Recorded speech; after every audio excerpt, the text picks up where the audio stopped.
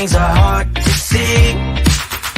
When you pray to find love, I know somewhere we could be. There's a place where we can go tonight. The rhythm will make it right, where everyone is happy and the sun will shine all night. Good time, let everybody sing. Why don't you let yourself slip out of control? We can have a good time, let everybody sing. Get your feet up on the floor.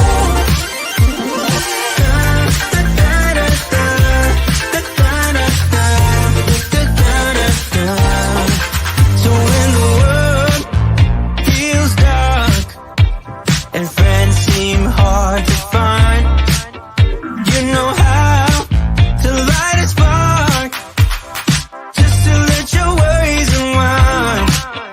When you're down, there's just one way to go. Let us ascend tonight. Everyone could be so happy and the sun will shine all night. Good time, let everybody sing. Why don't you let yourself slip out of control? We can have a good time, let everybody sing. Get your feet up on the floor.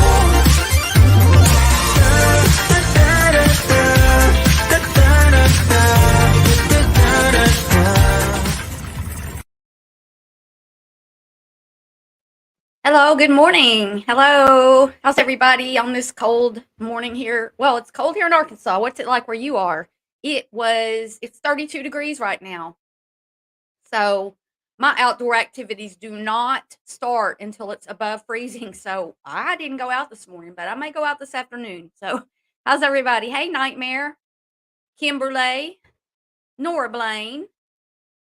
Yeah, prayers for Monkey. And it's weird. We've got two children right now with the nickname of Monkey that are presumed to not be with us anymore. Hey, CLM, Jen in Jersey.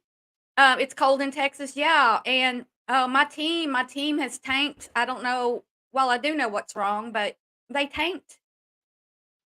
They tanked. They're losing 5-5. What the heck? No, I want my Hogs to win every game. Hey, Taco. I want them to win all the time. So today, like, we are going to talk about food.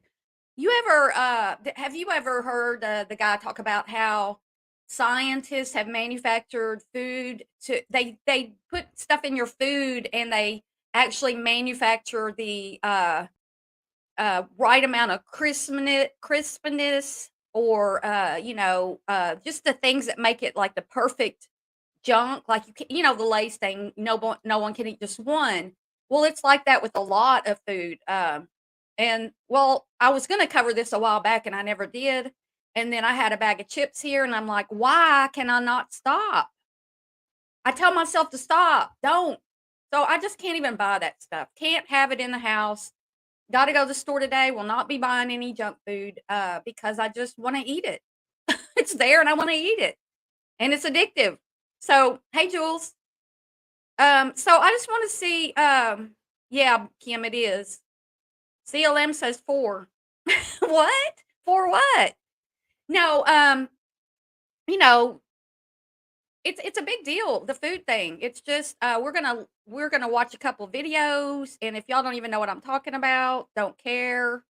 Um, well, I hope you care because it's important to know what you're eating. You know, it's good to know what you're putting in your body. And yeah, it was a typo, CLM. Hey, SA.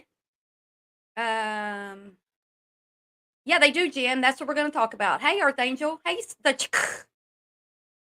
yes, yes, it is. Earth Angel. Yeah, it is. It's very addictive. Hey, allegedly with Brittany J, covering all the true crime. Brittany's doing great with the true crime. I do a little bit of true crime. I'm trying to find my niche. And Brittany's actually been helping me a little bit with some ideas and things, and I appreciate that, Brittany. I really do. So many times, YouTubers, they want to uh, be in competition and they want to fight, but sometimes people are actually really, um, you know, good people. And I had been turned against Brittany for a reason that, well, we're not going to talk about drama today, but I like Brittany and go subscribe to her. She's got a great true crime channel. Um, and she's been doing really big lately. MSG, yes, yes. Um, yeah, Kim, and you do. And I was on a kick in the height of my little brief encounter as a personal trainer and trying to get everything right, and eating everything right. I lost weight. I was in the tip top shape.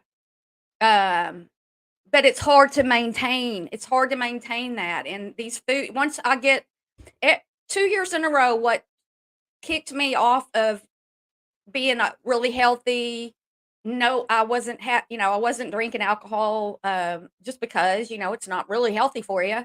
And both time, but not, well, it's not going to happen this year because I'm already just like not eating healthy. But the last 2 years, Thanksgiving. Now, Thanksgiving's not full of all these addictive things. For most of us, we eat like things that you eat for Thanksgiving or the normal, typical Thanksgiving meal, turkey and dressing and all that. Not that none of that's fattening. I'm just saying it's not addictive in the way that some of these chips and stuff are. But both times I got thrown off because uh, friends of mine have me over for Thanksgiving every year since I moved down here, and I just get off of my healthy kick, have bread and all that stuff, and I don't know what I'm gonna do. I'm just eating too much. I don't like the way I feel. I want to eat healthy. It makes you feel good. Broccoli with ranch, chicken noodle soup, leafy green. Yes, I was eating salad every day.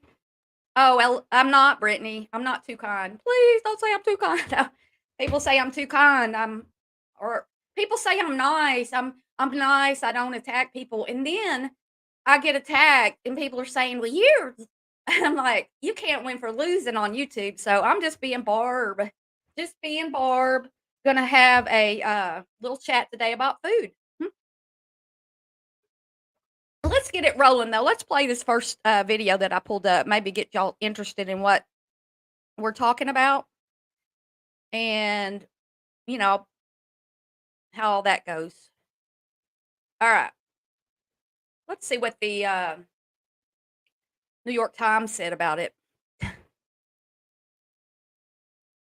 And Sierra, I mean, just kind of look at the sweep of this kind of real estate territory. This is a cliff of sugar, by and large, right? Yeah, with little passes in between where you can try to sort of navigate yourself to get to the more whole foods. Americans spend about half as much time cooking as they did in the 1960s, relying more than ever on highly processed foods. The New York Times brought together noted food journalists Michael Moss and Michael Pollan. Oh my God, we got to get some of these. To talk about home cooking, the food industry, and navigating a typical supermarket. This seems like such a tranquil atmosphere here. Quiet, There's peaceful music, smells okay. But behind these shelves is the most fiercely competitive industry there is. They are all jockeying for position on the shelf.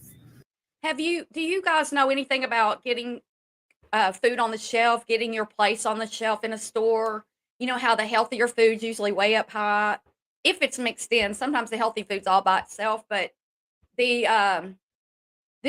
pay for shelf space, and so it's a big deal. If you watch Shark Tank, you can get some of the clues on that, like like adding a new beverage to the industry is really hard, especially if it's the weight and the packaging and everything. So the powdered drinks wouldn't be the same, but they fight for popcorn can be okay, but it's not really good. Anyway, here we go. They're fighting each other for stomach share that they call. Both authors have recently published books. Michael Moss investigates the development and marketing of food products in salt, sugar, fat, And Michael Pollan rediscovers his own kitchen in Cooked. You know, a lot of people, when they hear this term processed food, assume it's all the same Right. and it's all equally bad. Right. And it's actually not true. There are processed foods that are 1 or 2 or maybe 3 ingredient processed foods. And then there are these things we call ultra processed or hyper processed foods. Right. Lunchables, we have yeah, to say something this is about. Oh, y'all, like, they're about to show y'all some stuff here. They're about to show y'all some stuff. The easy, quick food that our society has gotten into is not good for us. It's not. And I don't even need quick, easy food. I have time to cook, but I don't like to cook. So, you know, grabbing something that you can reheat or a frozen meal that you can heat up and not have to do any of the prep work, it's really convenient, but it's not convenient for your health. It's not good for your health. Yeah, the healthy food is so much more expensive, Brittany. Everything's expensive now. Salt, sugar, and bacon. Yeah, it's all everything. The food industry's gone crazy. I mean, you can't even get like a little package of a frozen something for like a little one meal frozen something. It's like $4 or $5. You know, I'm like, a great product. Lunchables, Well, you right? should talk about this. Oscar Mayer first came up with this idea because back in the 80s they were having trouble selling red meat. They put their geniuses together and they were actually marketing people to look at a way of repackaging their essential ingredients. So they started with the red meat and then added cheese when they merged with Kraft. They used crackers because they couldn't use bread. And then they came up with this great kind of school bus yellow motif for the package. By Kraft's own acknowledgement, it's not about the food as much as it is about the empowerment. All day, you got to do what they say. But lunchtime is all yours. And look at the number of ingredients. This is a hyper processed food. How do you feel about frozen vegetables? And hyper processed. Did you see all those ingredients? Because if you go to the store and you get Processed food. how do you feel about if you go to the store and you get a package of meat, Food. how do you feel about frozen? I just wanted to pause it right there. Hold on a minute. All yours. And look at the number of ingredients. This is a hyper processed food. How do you All those ingredients. It's so much. And xanthan gum and modified food starch, salt, whey protein. And you know, if you don't know, the first ingredient on a package is what's in the package the most. Like a lot of things will say water. That means it's most of it's water. Hey, Angie. Water, and then you see all these. They do a lot to have preservative, to preserve the food, and then they also add stuff to make it more tropical punch, artificial flavored soft drink, citric acid, BHA, sodium nitrate, sodium ascorbate. Hey, Melissa Jade. Yeah, it's not good for us. feel about frozen Right, Tim? vegetables and frozen Well, fruits? this again goes to that distinction between processed food and ultra processed food. I think frozen vegetables are terrific, and I always have spinach. And Now you get a package of frozen spinach out, you're getting frozen spinach. I don't know if it has any preservatives in it though. I doubt it. this is a really simple product. It's basically spinach. Here's a case where I would buy It's just organic, spinach. but I don't see it. And that's an important point. It's more important that you eat vegetables, even if they're conventional. I'm talking about for your health, than it is that you wait till you can afford organic or you can find organic. This is a real convenience food that I think genuinely is a boon to mankind. Okay. So we'll get one of those. Okay, burnt popcorn. Stonyfield, low fat, fruit on the bottom. This has 21 grams of sugar. See, you pick up a thing of yogurt and you think you're eating healthy, 21 grams of sugar. 21 grams of sugar. per 6 ounces. So there is this And this is Chobani. organic, by the way. This is the It's illustrates organic. the point you were making earlier. And this is probiotic gut. Probiotics, that's another magic word. Yeah. But it has 26 grams of sugar. This has Wow. more sugar in it than Coca-Cola. So I once asked a yogurt manufacturer 14, by the way. why you don't have the equivalent of Honest Tea for yogurt, like for adults who don't want to be swamped with sugar, Right. or don't want to give their kids sugar. Right. And he explained to me how the pressure, the arms race to get more and more sugar in is irresistible. If your competitor has more sugar, they're going to sell more yogurts. You have to match them. There was a company I ran into that put a ticker tape of those showing Because the more sugar, the better it tastes. Tastes better. their stock price in the lobby so their employees could see it every day. morning when they Wow. came to work, so they would know what was most important. Yeah. Right? Wow. But they're playing, of course, with these very deep desires we have that we don't have that much control over. Yeah. And those are the levers that they're manipulating constantly.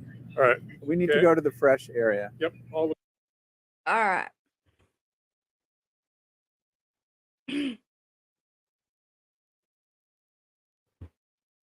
Okay, where were we now? Here we go.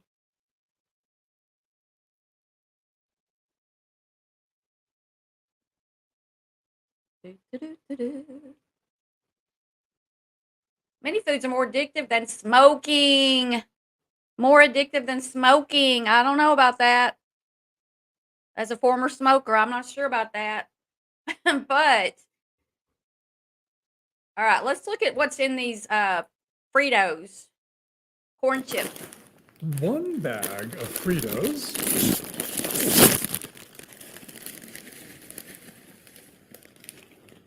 One lighter. And one Hey, Deb. bonfire in the making.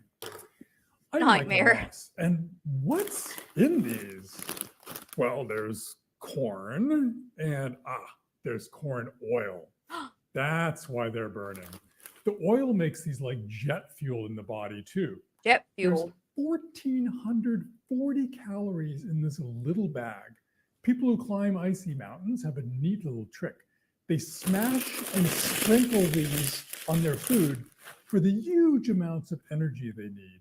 If you're at home, not climbing mountains, you probably want to avoid eating this whole bag, and it's 1,440 calories for one snack. If you can hold back, that is. And for a lot of people, that's a big if. Setting them on fire. Setting them on fire. I'm sorry about your husband, Burt Popcorn.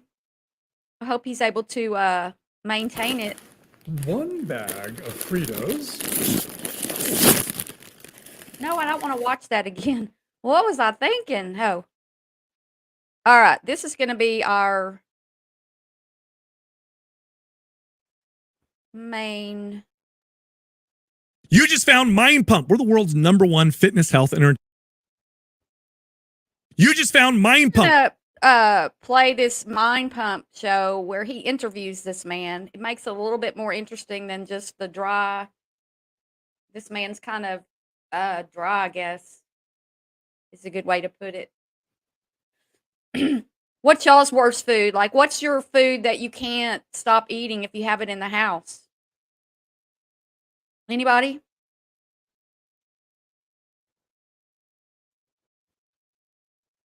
A cornfield will burn also. True. A food stream? What's their question, Deb? Your food, a food stream? We're just talking about what they put in your food to make it like addictive and stuff. Hey, Baroness. We're the welcome. world's #1 fitness, health, and entertainment podcast. You're going to love today's episode. We interview Michael Moss, the author of Hooked. Talk all about how food giants get you addicted to their food and why it's making us all. Black Cat says bread. Jules is popcorn. Philly D. Hey, Philly D. Chips. Ice cream is my weakness. We'll have some ice cream on the scoop of Barb. How about that, Jen?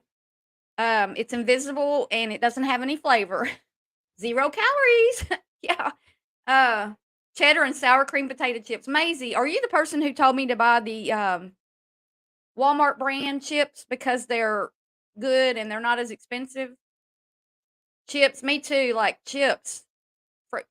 chips, Cheeto. I mean, Cheetos are chips. All the chips, all the crackers, all the salty junk food. Pizza. There you go, Taco. You can have a more healthy pizza than a French fries. Woo, yeah. All right. Oh, good for you, Taco. Slowly is the best way. Slowly is definitely the best way. Very, very overweight and unhealthy. Now, here's what we're doing because we're talking so much about food in this episode. We're making our intuitive nutrition guide 50% off for everybody. Okay, so you can actually go to Maps Fitness.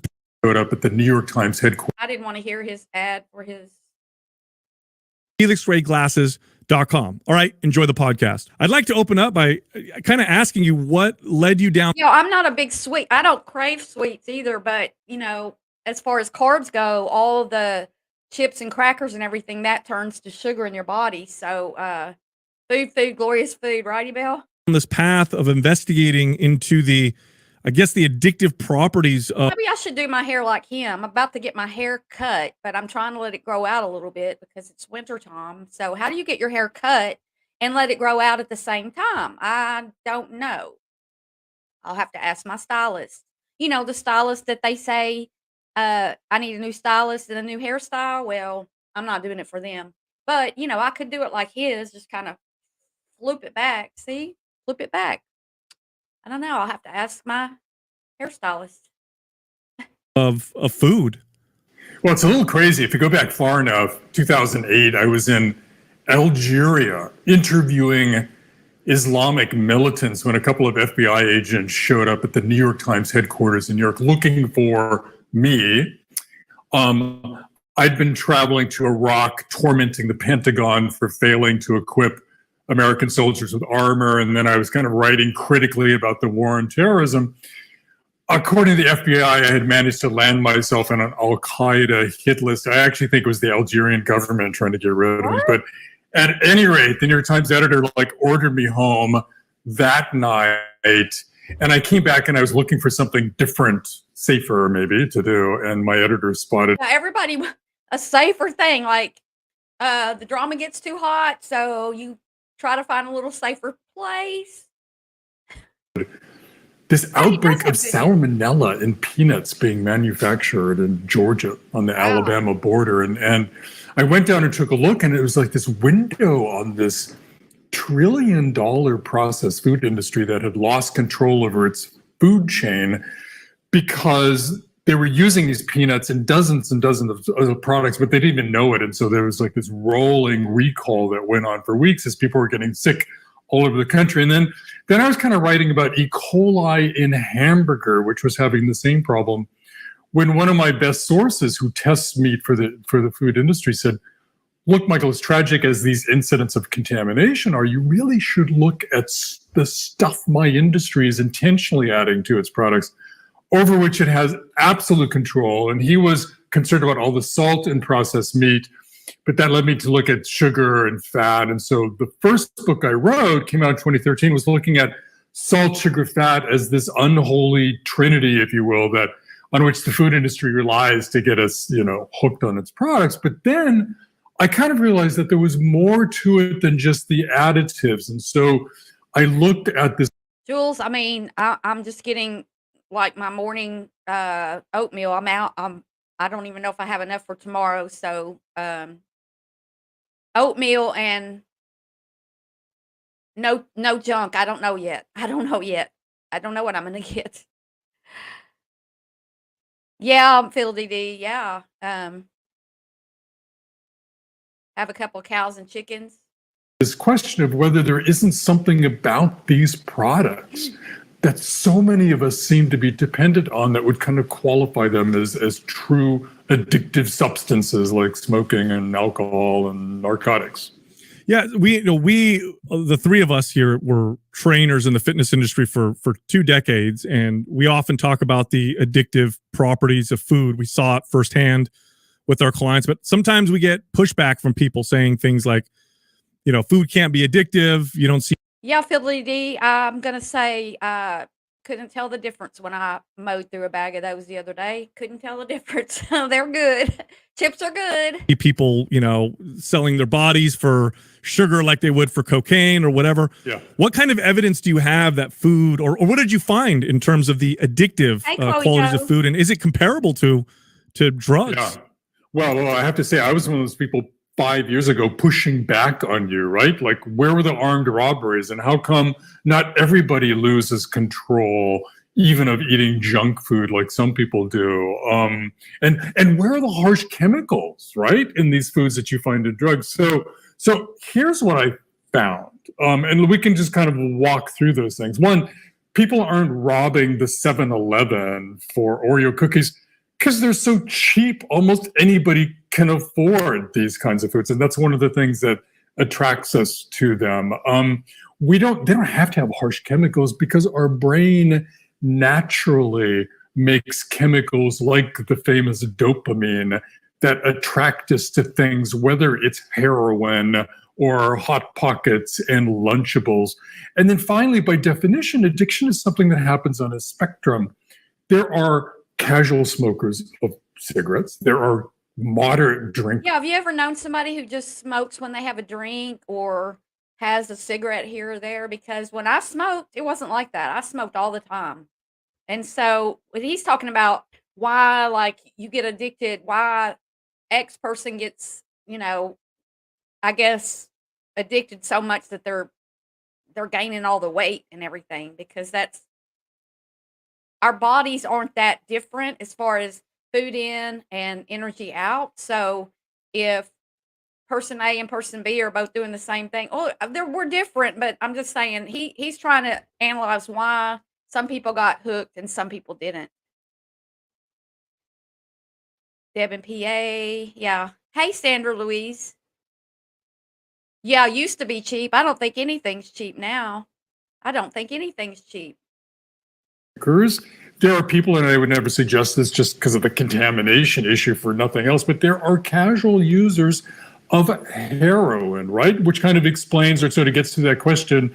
And the big pushback from the industry is like, why doesn't everybody lose control?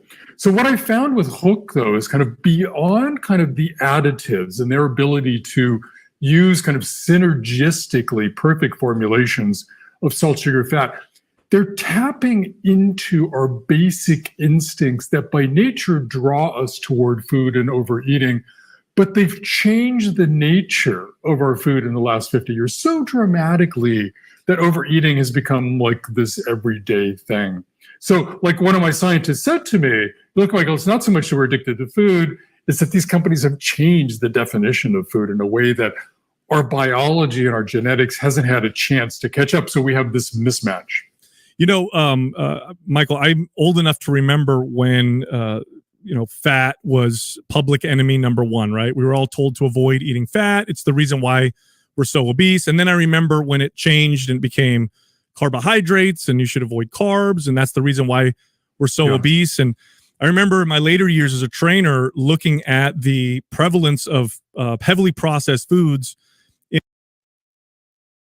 You wish you ate before this stream. So I've got to, pause and stuff because this is not my my interview, and I just want to give kudos to the guy, the science behind how heavy. Go watch this guy's channel. $150 for 30 items. Wow, that is crazy. In our diets, and Fortunately, SA sent me some dog food this week and some treats, and so I don't have to buy dog food today because that would be on my list. But I got a reprieve. Thank you, SA. And the earrings. matched it with a chart on obesity, and they seem to match up perfectly. And now we have studies that show that when people consume lots of heavily processed foods, they naturally consume 500 to 600 more calories a day.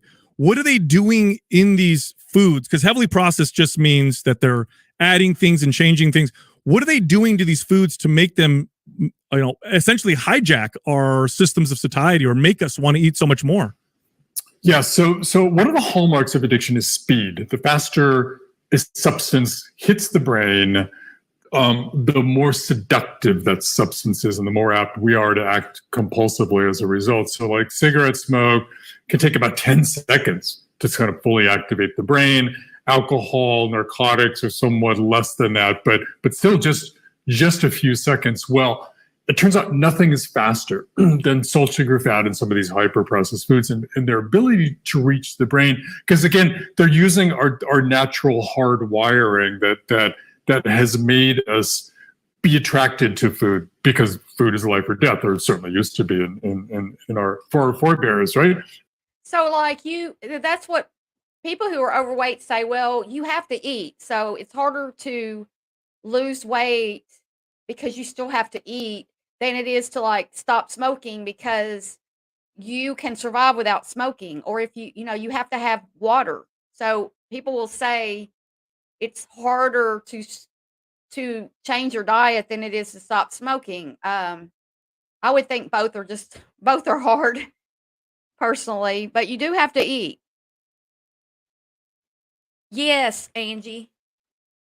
And so they did these incredible experiments where they sat people down and go like, okay, we want to measure how fast you taste sugar. So they'll put some sugar in, and when you taste sugar, push this button. So they put a little sugar on people's tongues, picked up by the taste bud, the sweet receptor within the taste bud, which then sends that signal to the reward part of the brain, the part of the brain people call go, that gets us to do things, to act, run from danger, or eat, or fornicate, as scientists say, right? Have more babies, the kind of really essential things that keep us alive. Well, those people were pushing the button, tasting sweet, in 0.7 of a second. Same with salt. That's Fat fast. can reach the brain as well. So speed, and really for me, that kind of put the whole term fast food in a new light. I mean, I like to call these foods I write about fast groceries, because that's kind of what the processed food industry is all about in making these hyper-processed foods. Everything about it is fast.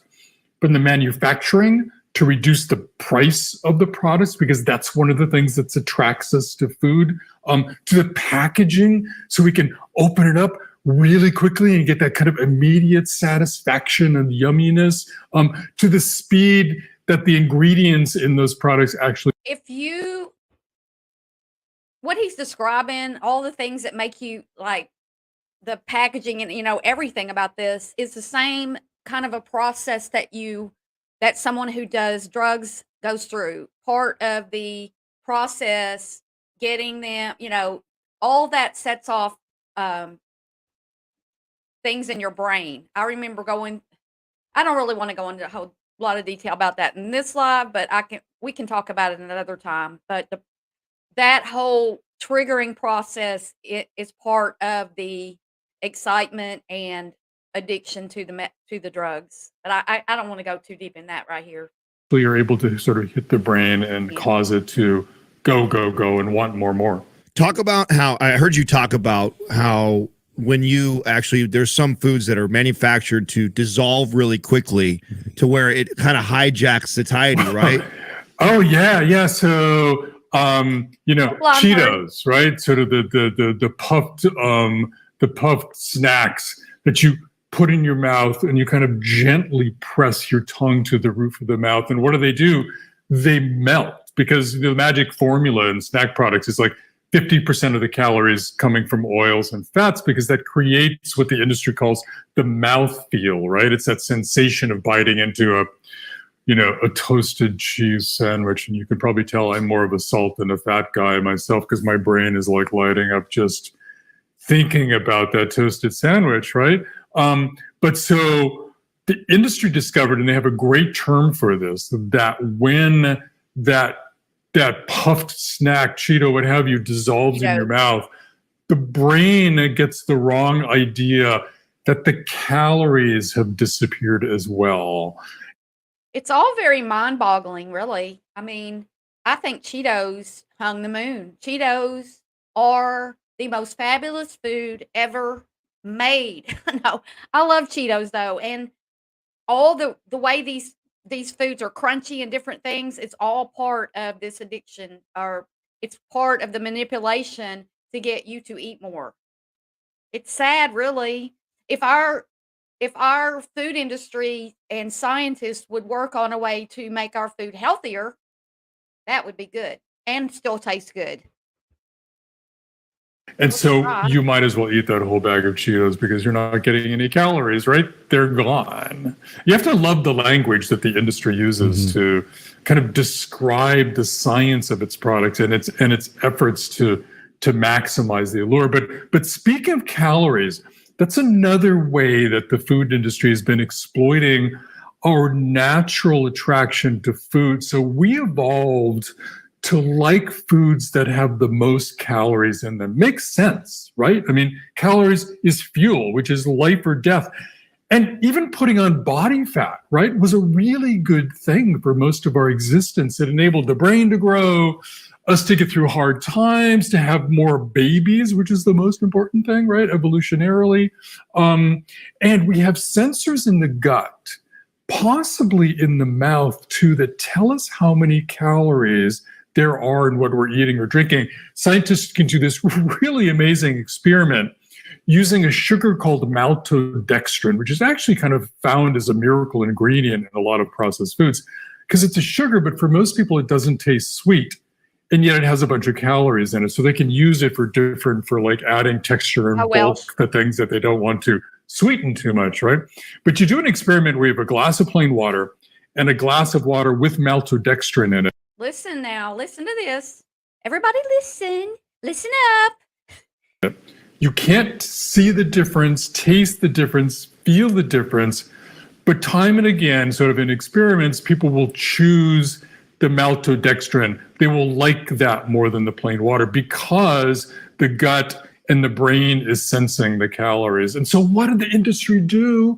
They created this phenom of these calorie-packed products, right, that are empty calories, but the brain and the gut can't tell the difference between empty and good calories, good for us calories. And so we end up eating a whole day's worth of calories in like a bag of snacks, again, in the way that we don't have the biological tools to sort of put the foot down and say, wait a minute, this is like not a good thing to do. When you look at some of these massive Y'all are making me want tacos, so stop. Stop it. companies that produce these processed foods, how much money or how much of the resources goes to this research and development that goes into the science of what you're talking about? Is it a big part of their money? Is this a big part of what they do? Yeah, yes and no. I mean, the margins, it's $1 trillion industry, maybe $1.5 trillion if you include fast food restaurants, right? $1 trillion industry. The margins of profits, though, can be kind of surprisingly thin. And I was surprised to learn they're incredibly risk averse, right? A lot of what these big food companies do is let mom and pop shops sort of experiment and put out new products. They wait and see if there's any chance for success, and then they buy those up. And you see this going on all the time. These are like conglomerates buying smaller companies when they have successful products. And they're actually shy of taking risks. So a lot of what you see in the grocery store, I mean, when's the last time they actually invented anything kind of truly new? Like, I don't know, microwave popcorn or Lunchables or something. It actually doesn't happen that often. What they tend to do is change the color or the name or the texture a little bit or the size of the packaging, or they just kind of splash the word new on the front of the package and we think it's new. But it's really not. I mean, that said, though, they have working for them bench chemists, psychologists, marketing experts, who 24/7 are working on maximizing the allure of their products. That's a lot of work going into these products that are there is no nutritional value in a bag of Cheetos or a bag of potato chips or a bag of snack cakes. That's not going to make you feel good. It's going to make you think you feel good, but it's not going to make you feel good. Like a healthy diet will. And like he said, you can get all your calories for the day in one little snack. So, it's not fun to eat healthy, but in the long run. And people will say, well, if you feed your dogs the more expensive food, it staves off problems at the vet, problems with their health in their life. So it's really more sensible to pay for the more expensive food, or the better food, but it's the same way with us. If we eat healthy and we do the right things, exercise, sleep, eat healthy, then we're not going to end up having some of these medical issues that we have, either obesity, which obesity causes all kinds of problems to your health, your heart, and there's a lot of side effects to obesity. I'm best blind. Oh, I'm the best. So eat healthy now, and not only will you not get to obesity, but you're also going to have a healthier heart, your heart, your kidneys, your whole body, all your organs. Yeah, and that's the thing, Jen. We don't realize it until we're older and going, wait, why am I gaining weight? Because as you age, it's harder and harder to lose weight. We're more sedentary. Our bodies, supposedly, our metabolism slows, which has kind of been debated lately or recently. Red plates eat more. I used to brand Vegemite. Is that what I Love Lucy used to get drunk on and advertise?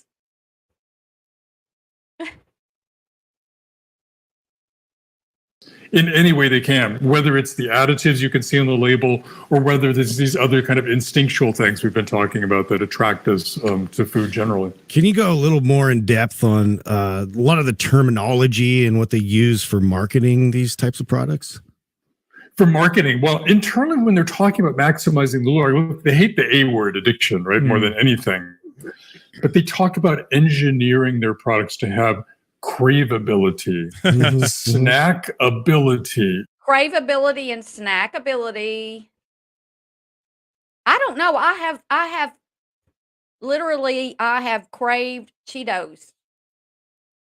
One of my favorite terms is more-ishness, right? These are not like English majors. These are like as I said, bench chemists and marketing people who are just kind of like expressing themselves, just talking to one another about their efforts to maximize. But the language kind of goes on and on. I mean, it's really the internal language that they use, I think, that is kind of like so descriptive and so enlightening as to their efforts. Salt they call the flavor burst because it's typically on the outside of their snack products and the first thing that touches the tongue. Fats, I mentioned to you, to them, fats are the mouth feel. It's that sensation, right? Picked up by the trigeminal nerve that goes up to the brain as well. Sugar they call the bliss point. Just to give you one example of the effort they put into things, a gentleman who created some of the biggest icons in the grocery store, his name is Howard Moskowitz. He was trained in high math and then experimental psychology at Harvard, walked me through his recent creation of a new flavor for Dr. Soda, in which he started with no less than 60 versions of a syrupy flavor vehicle, if you will, as he calls it. Each one just kind of like slightly different from the next one, subjected those to, 3,000 or 4,000 consumer taste tests around the country, and then took the data and threw it in his computer and did his like high math regression analysis thing. And sort of out came these bell-shaped curves that, I don't know, y'all. His eyebrows are bugging me. They're bugging me. They're triangular. But anyway, he's got good things to say, so just hang with us here. kind of like kids get graded on in school, but at the top of the curve is not the dreaded middle C. It's the perfect amount of sweetness, right? Not too little, not too much. It was Howard who coined the term the bliss point to describe that perfect amount of sweetness. But here's the thing. When you talk to nutritionists, the problem isn't that people like Howard help the industry engineer bliss points for things like soda and cookies and ice cream. The companies marched around the store adding sugar to things that didn't used to be sweet before, so that bread got added sugar and a bliss point for sweetness. Some yogurts came to have as much sugar per serving as ice cream. Pasta sauce, right? I've talked about how some of the brands had the equivalent of a couple of Oreo cookies with sweetness in it. Tiny half-cup serving of spaghetti sauce. And so what happened, I should say, is that it created this expectancy in us that everything should taste sweet. And so when you, and by the way, almost everything is, by one estimate, 2/3 of the products in the grocery store now have added sugar. 2/3 of the products in a grocery store now have added sugar. Wow, that's a lot. And so when you drag yourself over to the produce aisle, right? That poor little part of the store that nutritionist tells us we should be spending more time in filling up half of our plate with vegetables. And you get those other flavors, tastes that Aristotle wrote about, right? Like bitter and sour. Your brain is like rebelling, going like, where's the sweetness? Take me back to the center part of the store. Talk a little bit more about that. So all of us, all three of us are fathers, and I have a one. So if you shop around the outside of the store, that's where you're going to get the less processed. So just thinking about the store that I mostly shop in, you go in the door, to the right is all the produce, and then around the wall you've got yogurt, and which again, be careful with your yogurt and stuff, but cheese and yogurt and all that. And then the milk and eggs are in the back, and the bread, they're all around the edge of your store. So if you only shop around the edge of your store, you're not getting all the added sugars and stuff. That's what he's talking about. Fry Daddy. Well, I use a air fryer, so I'm not adding any oil to my food. Yeah, Granny Smiths are good. 1.5-year-old right now, and one of my biggest concerns is what you just said Yeah, right now, that's that the goal, Ebel. That's the goal. 2/3 of the grocery store has got added sugars to it. And I know Gerber baby food has got sugar in it already. And so yeah. I imagine that when you introduce things like that to a baby already, you're going to increase the craveability, or the what did you Sure. the terms they their use? liking of sugar. Why are you adding sugar to baby food? Why? And the same with salt. And look, I confess, I raised 2 boys. At one point, I caught them in the pizzeria licking the salt shaker. We're not. So, just an example: we're not born liking salt. We don't develop a taste for salt until maybe like 6 months of age. And salt is like this miracle ingredient for the processed food company. They're using it not just for flavor, but for texture and solubility, and as a preservative, and kind of on and on and on. That's why like 3/4 of the salt in our diet is coming from them, not from the salt shaker.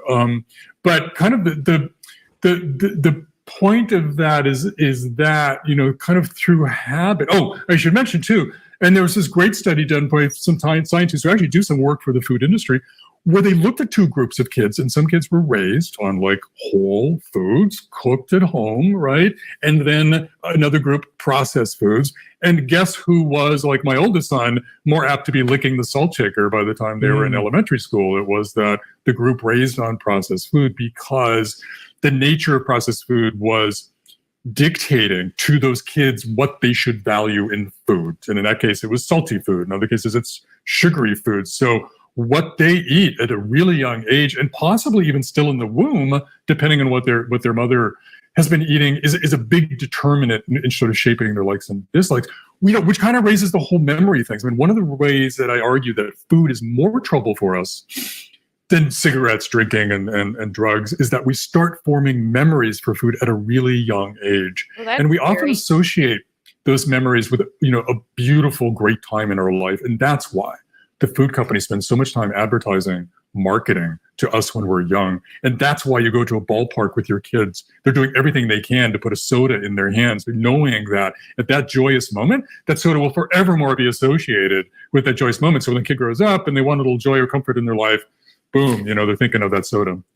This leads me to this next question, Michael. We're talking about the addictive properties of these foods and how they're being manipulated to make them even more addictive. And one of the characteristics of addictive properties is this kind of, you build up a tolerance. For example, caffeine is a very commonly used substance. It's got addictive properties. I know when I first used caffeine, 100 milligrams gives me a nice buzz. But if I use it every day, I need 200 milligrams. Next time I need 300 milligrams. Do we see that with food? In other words, do we see that with processed foods where you eat them and at first it's like, oh, that's a little overwhelming, but then the more I eat, the more I need to get that same feeling? That's a good We question. do see this, and I think generally the answer That was a good question. is kind of no, not in the way that some drugs do that. And in fact, because drugs we discovered act differently, scientists who kind of define addiction dropped the tolerance sort of thing as a factor as they dropped withdrawal, because there are some like heavy narcotics that you can use that don't create withdrawal pains, right? Like you imagine if you sort of envision a heroin junkie trying to stop heroin and just sort of having to like tie him or herself to the bed, for days on end in severe pain, right? That's no longer a criteria for calling a substance addictive. But what is kind of similar in kind of the same vein is that there's kind of a difference between wanting and liking, and what scientists who kind of study people in like brain scan machines while they're eating or looking at pictures of food, they kind of discovered that when you get cravings for this food, the wanting goes up, but the liking doesn't necessarily go up. It can even go down. It's like we want this stuff and then we eat it and it's okay, but it's really the wanting that drives our actions and sort of the compulsive eating. And that can change over time. Speaking of scientists, there's this great guy, he's now at Stanford, Eric Stice, who did the first kind of longitudinal study looking at how people respond to food, both looking at pictures of food, how the brain responds, both looking at pictures of food and then actually tasting it, because he picked up on this really cool way, because normally you're in the fMRI, you can't chew, it blurs the images, but he pumps in this fabulous Haagen-Dazs milkshake that he makes for people and drips it on their tongue through a plastic tube, and so can watch the brain kind of respond to that. But what he noticed for the first time, and I think this is so important to understand our vulnerability and why we're so exposed and why this 42% obesity rate is so 42% obesity rate. Wow, let me look something up. Hold on. That's a lot. Nationally, 41.9. So 42% of adults have obesity. Black adults have the highest level of adult obesity at 49.9%, Hispanic at 45.6%, and white adults are 41.4%. Wow, that's y'all, 42%. Obesity health issues. I want to see what the negative.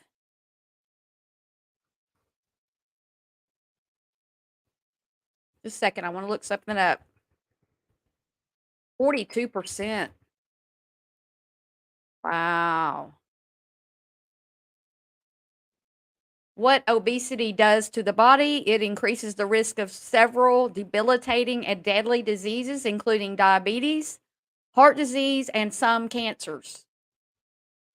It does this through a variety of pathways, some as straightforward as the mechanical stress of carrying extra pounds, and some involving complex changes in hormones and metabolism. So, heart disease, diabetes, cancer. Then there's physical things that extra weight on your body can cause, like stress on your joints, like your knees and stuff. All that stuff too.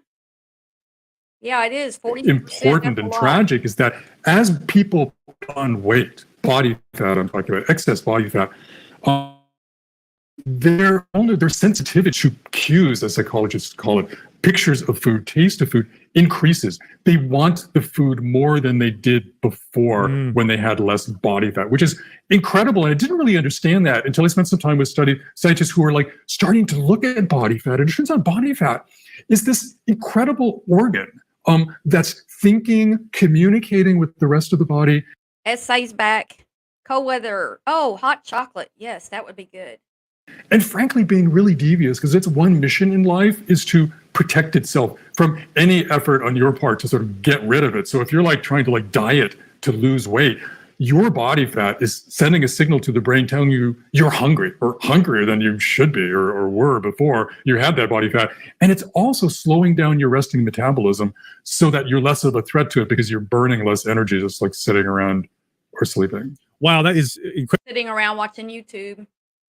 incredibly fascinating.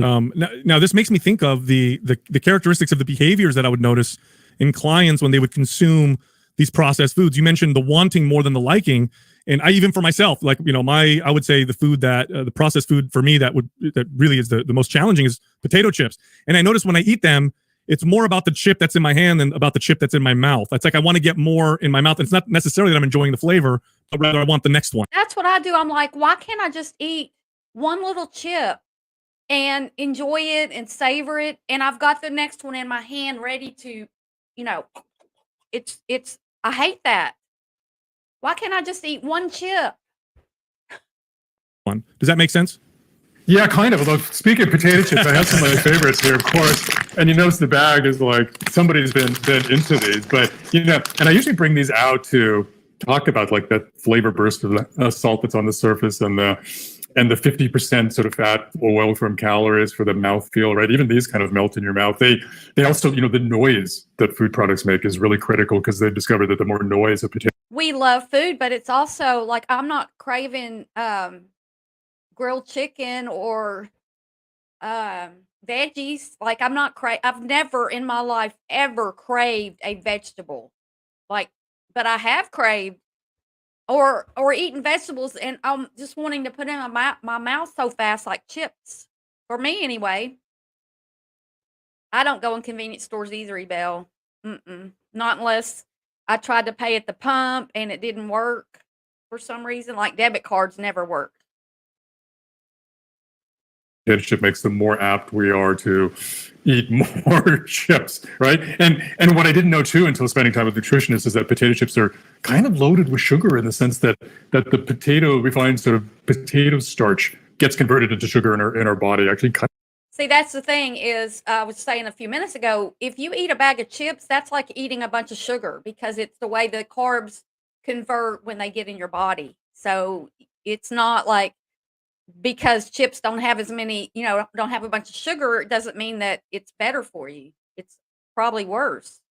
kind of fairly quickly. So it's got that trifecta of salt, sugar, fat. I mean, for me though, I mean, we're all different, right? Addiction happens on a spectrum. Our trouble with food happens on a spectrum. I mean, I'm one of those people who can reach into a bag of potato chips and eat a handful and close the bag up and put it away and not like feel compelled to eat the whole bag in one sitting or even pull it out later in the day. And I like to think that I still sort of want it and like it. But we're all different, and we're all vulnerable in different ways at different times of the day. And I would eat this right now, except I'll make a lot of noise. Do you think that's because it's more psychological for the individual, and just like we use drugs to medicate for something else that we want to be distracted from? Oh, do you think that's? So do you think that's I the reason? To people? Yeah, no. When you talk to people, when you talk to sort of drug addiction experts, I think the really smart ones out there are looking for that underlying cause. They're basically, asking the client, why are you taking this substance, and really why? I mean, what's going on there? And there have been some studies looking at trauma, whether it's spousal abuse or sexual abuse. I mean, there's a lot of bad stuff that can cause people to turn to substances, again, whether it's alcohol or drugs or food, as sort of the antidote to that. It goes back to sort of these deep memories in us too, which associate eating with comfort. Mm-hmm. So if you're looking for comfort in response to trauma in your life, it's only sort of natural that you might turn to food as that's it's so much more socially acceptable, right? So I think that's part of the issue, right? If someone's walking around with a bag of chips, we don't think it's a big deal. But if you saw them walking around with a bag of cocaine or heroin, you would think it's a big deal, right? So I think that has. Yeah, no. There's a guy in Philadelphia who's been working on trying to find solutions to our loss of control with food for decades now, and he sort of said to me once that, Michael, it seems like almost there was a day overnight in the 1980s when it became acceptable socially to eat anything, anywhere, anytime. And that's when you started seeing people walking down the street eating or going to business meetings with food. Or, I mean, you wouldn't be surprised if I pulled out a Lunchables now and started snacking. Well, maybe you'd be surprised by that, but in other Zoom meetings, maybe not, right? So, and parents stop telling their kids don't snack between meals. And so today, snacking, and it's mostly these junk snacks that do nothing for our health, and if anything makes things worse, it's become like the fourth American meal. We're getting on average now, I think it's like 550 calories per person per day from snacking, right? Mm-hmm. I mean, the French think we're insane to do something that would, at all diminish the joy of one of the most fabulous moments of the day when you can sit down with family and have a home cooked meal and conversation and linger. I mean, to do something that might ruin your appetite for dinner is like nutso. But in this country, so many families aren't even having dinner together. You know, they're grazing kind of all day long, or they're just, you know, they're grabbing their dinner on the go separately, individually, or they're watching TV while they're eating dinner distractedly, which can also cause you to overeat. Yeah, although we are now seeing that most modern nations are starting to follow our lead. I know we were the leaders in obesity by a long shot. Now we're All right, I'm skipping that part. We are going to listen to.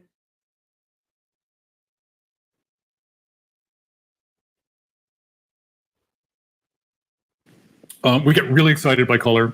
I realized this most when the first book, Salt, Sugar, Fat, had come out, and I was at the New York Times newsroom, and this guy from Silicon Valley called me up. He said, "Hey, I want to come visit. I'm concerned." So he came in and he had the book, and he'd underlined a sentence in every paragraph. I thought, "Wow, you're really interested in the food, aren't you?" And he goes, "No, I'm interested in helping people, you know, curb their addiction to smartphones." And what the tech industry does is almost in parallel with what the food industry does. And he was the first person who told me that, you know, if you toggle the switch on your iPhone to turn it into black and white, your brain almost goes to sleep. It gets much less excited, rather, over you know, any of its functions or the apps. I mean, you're like going like, I paid that much money for this like piece of junk. I'm not even. Hey, maybe that's an idea to keep us off our phones so much. Just switch it to black and white. Want to use it. It's really incredible how color gets us excited. And the same thing is true with foods too. That's why when you go grocery shopping, it's like burst of bright neon colors. I mean, I know that gets excited. But yeah, let's go back to the basic instincts, right? So we by nature love food that's cheap. You know, in the old days, that meant less energy expenditure of our part. You can imagine being in a hunter-gatherer society. It made a lot more sense, instead of running down that antelope for dinner, just grabbing that aardvark, that's poor thing that's sitting there, right? And have that. And so what do the food companies do? They have these chemical laboratories working for them. They're called flavor houses. They mimic the flavors in sort of the natural world in order. This is the part that really interests me, how the science behind manufacturing these foods to make them more appealing to us. To enable the processed food industry to make their products, they came up with things like the pumpkin pie spice, right? That you see in a lot of products in the fall, from like candy to Pop-Tarts to cereal, what have you. But the main thing, using, by the way, as many as 80 ingredients to make that pumpkin pie spice, I discovered when I spent some time at one of these flavor houses. But their overarching goal is to mix and match those ingredients, those additives, to reduce the cost. Because these companies know that we'll get incredibly excited by a box of breakfast pastries that like cost 10 cents less than it did the week before. Again, as a basic instinct of ours. We're drawn by nature to variety, because, you know, our forebears realized through natural selection that if we ate lots of different things, right, we were more apt to get all of the nutrients we needed to thrive and be healthy and what have you. And also we became really good at eating lots of different food, because climate used to change in the past, and it would dramatically change our food source. We would have to adjust to it. And humans became really good at adjusting to lots of food and being able to fall in love with lots of different foods. That's why people could move or emigrate to the Arctic and fall in love with whale blubber, right? So what happens in the grocery store? You walk in the cereal aisle and there are 200 versions of sugary starch, right? The companies knowing 200 versions. 200 versions. Now, I do eat cereal, but I eat the healthier kind that doesn't have a lot of added sugar. It's still got a lot of carbs because it's got the grain and everything, but it's not just empty calories. But I guess I'm going to have to give up on that too, because I want to eat it a lot. A grocery order. Yeah, I got to just run to the store here in a bit. that will. And I also have to go. I am this close to being completely out of my spring water that I get from the that I get free, but I got to go fill up all my bottles. I've never run out. Today may be the first time I've ever run out since I moved here, and I got to go do that today. Definitely, it's a beautiful day. It was just too cold this morning to get out. Will get us excited, sort of our natural attraction to variety. And then we talked about calories, which is probably the most significant thing, that their most significant instinct of ours that they're exploiting to sell their products and put us in this biological mismatch. Now, I've seen over the years how fortification of minerals and nutrients and things and all these products have just basically entered into every single food item, it seems like. Is this an effort on their part to try and then inject these nutrients back into the foods as they've been manipulating them so they have the You have taste, to share feel? your Kellogg story for this one. I've heard you Yes. tell about the first time you bit into the Kellogg's without the sodium.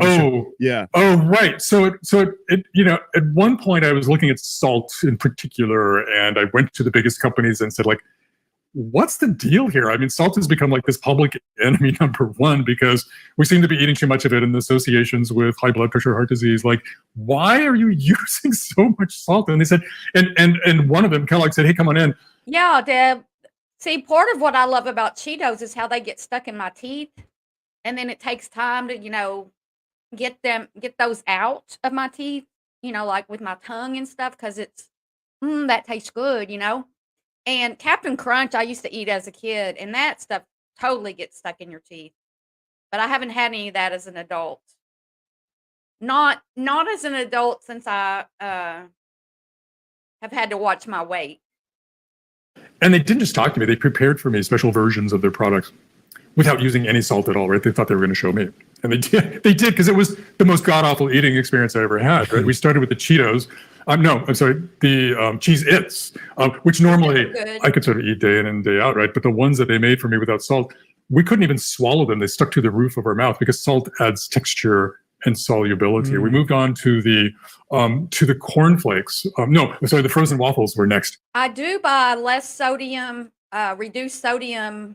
Like the last chips I had reduced sodium salt, and what was I going to say?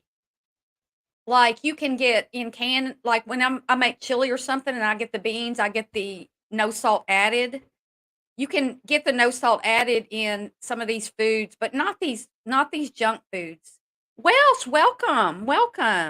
Thank you so much for becoming a member. Thank you so much, Welsh. I love your Grinch. Grinch is like I love the original Grinch cartoon show. I love that. I like to watch it every Christmas time. Thank you again, Welsh. Welcome to the family. I eat oatmeal. I do eat oatmeal every morning. Yeah, protein. You got to eat protein. You don't get protein from any of these chips and all that kind of stuff. You don't get any protein. And with the ones without salt, came out looking and tasting like straw because salt does add some flavor and then color. And then the clincher were the cornflakes. Put them in a bowl, threw in some milk, took a bite. Before I could say anything, the chief spokeswoman for the company was sitting there in this laboratory, and she swallowed and burst out, metal. I taste metal, METAL. And I kind of go, yeah, I thought one of my fillings fell out. It was like sloshing around in metal fillings, right? It's like sloshing around in my mouth. And the chief technical officer for the company, right, who's in charge of like all things scientific, he's kind of started chuckling and goes, yeah, not everybody will taste the metal in saltless cornflakes. And look, I didn't even know cornflakes had salt in them. But he said one of the beautiful things about salt for us is that it will cover up some of the off notes, bad tastes that are inherent to some processed foods, which explains sort of why they see salt and a lot of these other additives as these miracle ingredients that they're not all there to wow your go brain. A lot of them are there just to keep like the machinery from getting sticky in these factories making the food, or as a preservative so they can stay in the warehouse for 6 months without rotting or going stale, and on and on. So a lot of Do y'all remember the McDonald's? What they had? I think it was they had a cheeseburger and fries, and they just put it somewhere, and it just sat there and looked the same. Y'all remember that for months and months or years? of these additives are functional things for the industry and not necessarily things we should be concerned about, except kind of overall when you ask the question, like, what is this stuff? You brought up the tobacco industry a couple times, and then you very quickly mentioned the tech industry with phones and apps, and of course now we're talking about processed foods. Do we see a lot of carryover? In other words, do we see people moving from one industry to the other? So, like, Deb, I don't know how come his eyebrows are mostly black and his hair's all gray. I mean, my hair's starting to turn gray, and my eyelashes are turning gray more than my hair. His is opposite. Maybe he did. Maybe he put some shoe polish on them. I can see gray in them though. Salad shaker. I have to have original product. I can't eat cheap type products. Oh, okay. Like, for example, does a food company hire people from big tobacco because they're so good at making their products so addictive, or vice versa? And are we seeing them now move to tech to kind of figure out those things? Oh yeah. So yes. So one of the things I discovered for the first book, and I touched on a little bit in Hooked, is that for the longest time, Philip Morris was also the biggest single producer of processed food in North America, because it bought, back in the 80s, the old company General Foods, which used to be here in New York up in Tarrytown, and then Kraft, and then Nabisco. And in that case, it was kind of the tobacco managers, guiding the food managers on how to sell their products in the grocery store and in convenience stores. So addictive manufacturers of cigarette manufacturers who put things in them to make them more addictive came over to the food industry and started working on how to make food more appealing and more addictive. That's horrible. Cigarettes had a lot of their sales.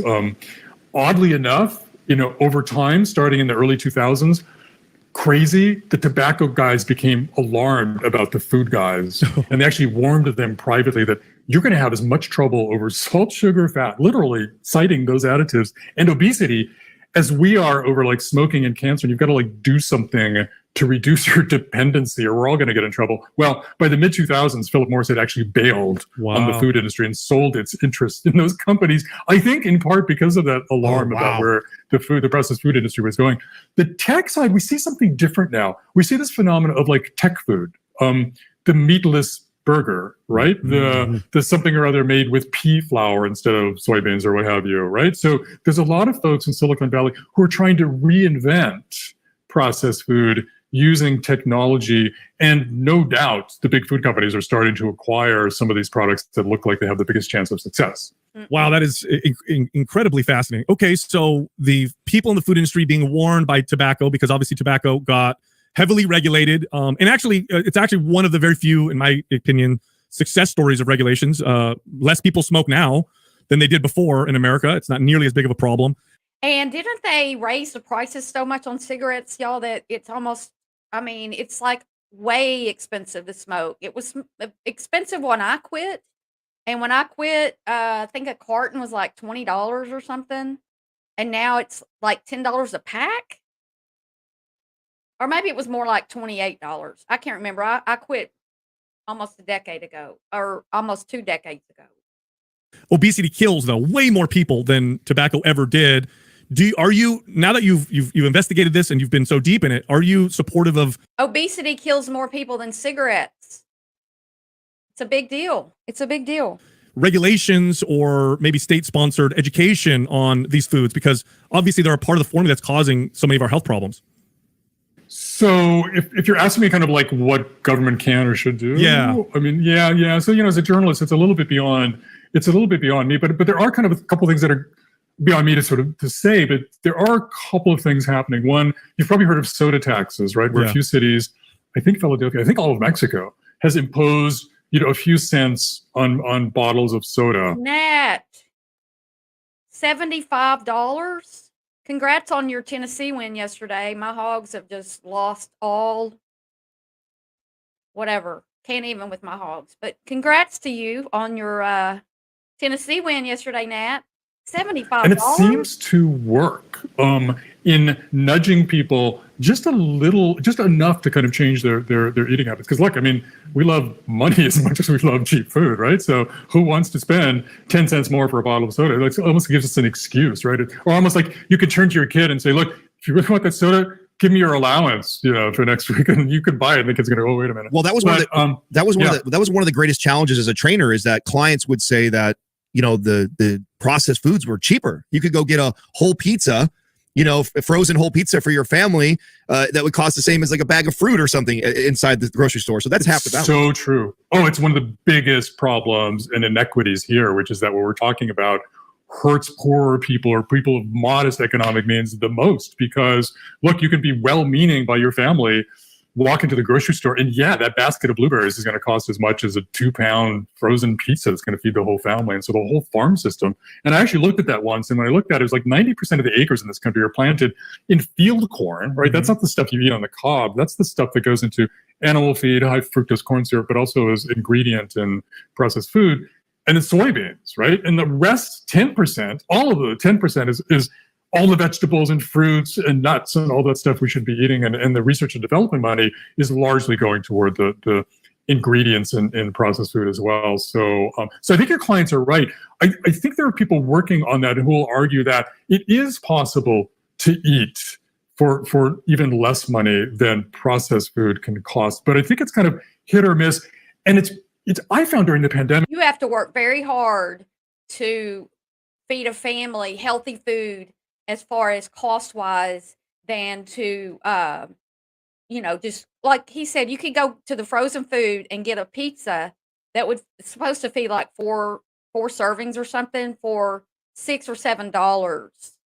And the kids are going to like it better than if you sat down, if you made veggies and meat, because chicken's still barely, like I eat chicken thighs and I get the huge thing of those because it's all that's available for the price in my store.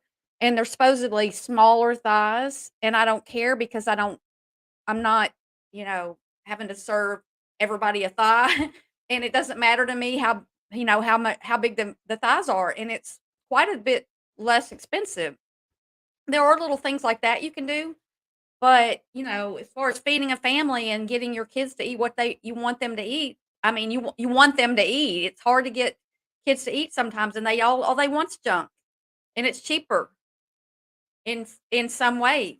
Where I had to do most of my cooking because my wife worked for a hospital system and she was 24/7 for the entire year. I found the hard part was kind of not finding some dishes that were affordable and yummy and I could make without a lot of inconvenience, but kind of doing that week after week after week without boring the family, sort of getting that continuum going. But look, I mean, I have a spaghetti sauce recipe down using a. And the kids come home from school and they want a snack. They want to eat. And what are you going to do? Go in there and cook the whole meal right now? It's convenience. It's all about convenience. Can of whole plum tomatoes that I'm sure costs less than the prepared sauce. And I have it down to like 93 seconds now. Wow. Yeah. Granted, if it simmers a while, the family's more apt to eat it. But the actual work part of it, 93 seconds at less cost than a jar of certainly the better kind of prepared spaghetti sauces out there. Yeah. Well, because it is interesting, right? Not only is obesity a problem, but it's poor people and lower middle class that are more obese than even people that make more money. Which in the past it was the reverse. In the past, the only people you saw that were obese were the very wealthy, and everybody else was underfed or undernourished. I think part of the problem is the subsidies that we have for a lot of these crops that you talked about makes them kind of cheap. And then the processing the foods and the fact that they have such a long shelf life, they don't have as much waste, or should I say, like, when you're selling fresh fruits, you lose quite a bit because they go bad. But if I'm making frozen pizzas, like, I'm not losing very many. Yeah, it's really frustrating as a journalist because the data on what we eat is actually pretty sketchy, right? It's sort of like when the USDA talks about kind of like what we eat, they're mostly talking about like what's produced. And they've only started to recently look at what gets thrown away, like how much of that pound of cheddar cheese, do you eat, and how much when there's a little mold on it, you like chuck the thing out. And I hadn't thought about that, but that's a really good point, which is that we may be eating more modest, reasonable amounts of like real food because of kind of the waste issue than processed food, because the processed food like never goes bad. You can like eat half of that Hot Pocket or just 2 Hot Pockets and put the rest in the fridge and eat it later. It's no problem. Yeah. Come back a week later, it's going to be fine. Oh, totally. I wanted to go back to. You can't do that with veggies and stuff. They go bad. And which ones do you refrigerate? Which ones do you not refrigerate? And then they go bad so fast. Or the potatoes start growing eyes. Have y'all had that? Like I do. Kids for a second, because that's the part that I think I'm most. Their brains might be physically changing. What about their desire for how sweet?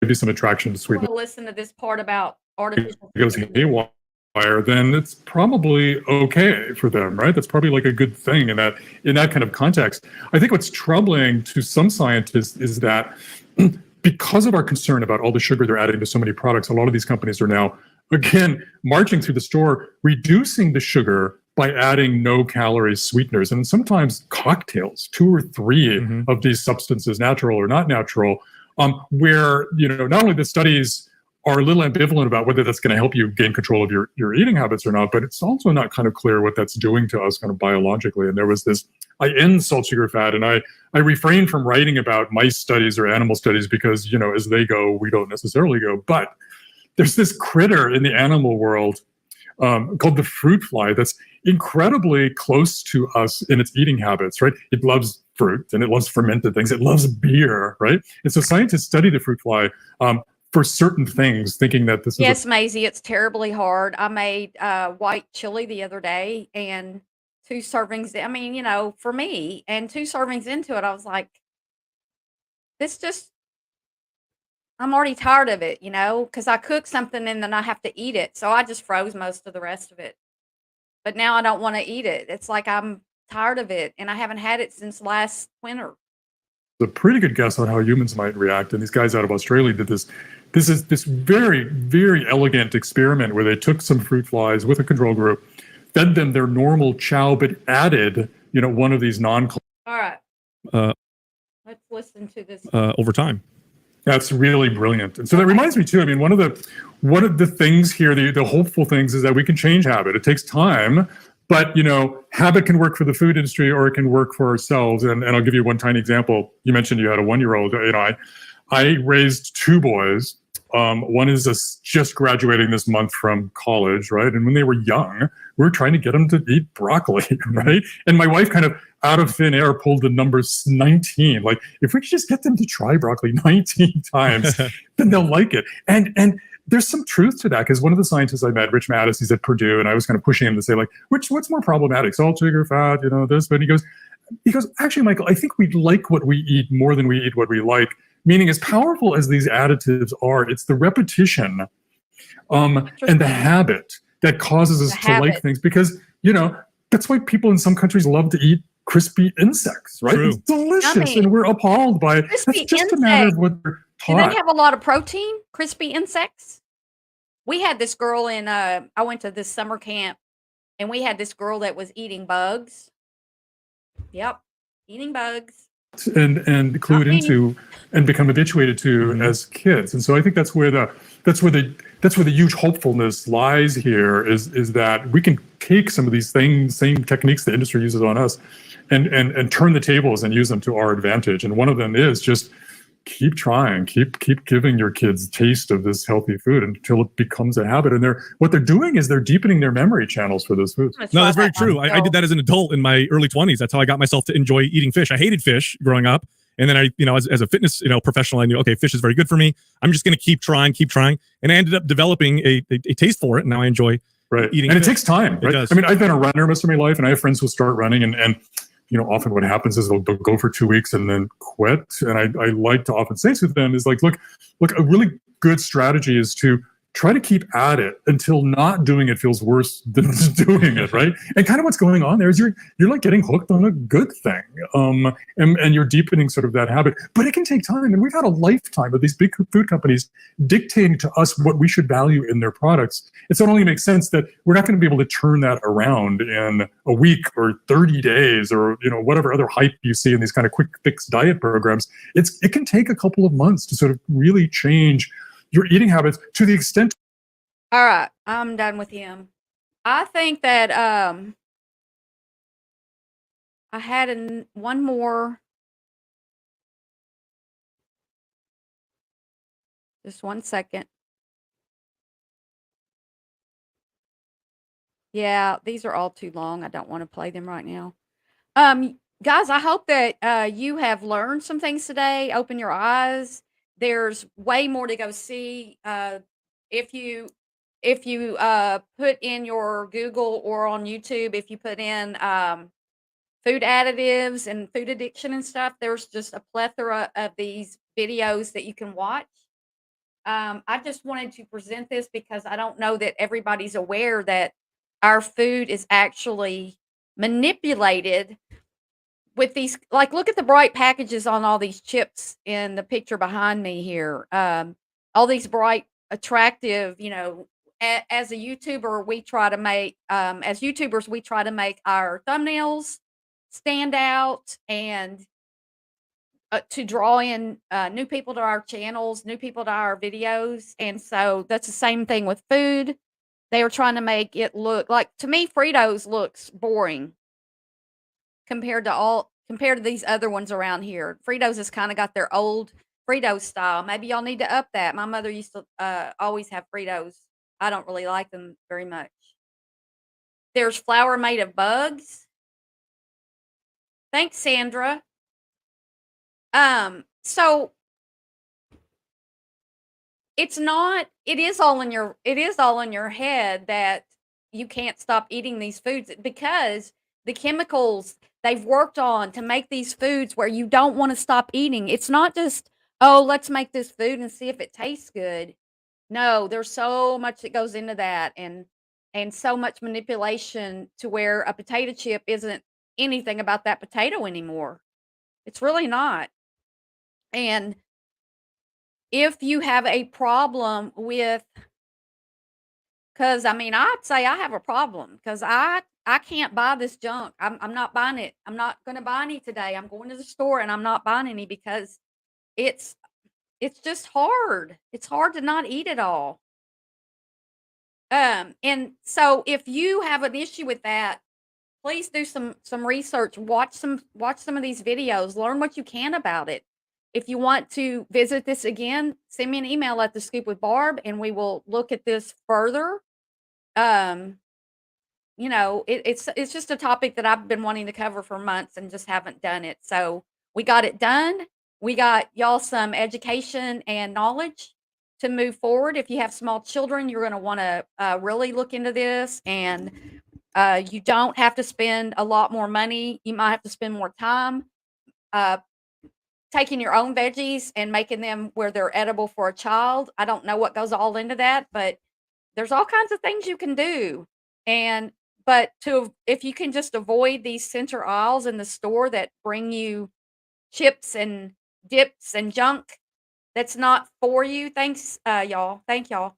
But anyway, I will be back soon, and I hope that you all join me for my next topic, whatever it may be. And I'll see y'all then. Oh, and thanks for the new member, and thanks to my mods. And I will see y'all soon. Bye.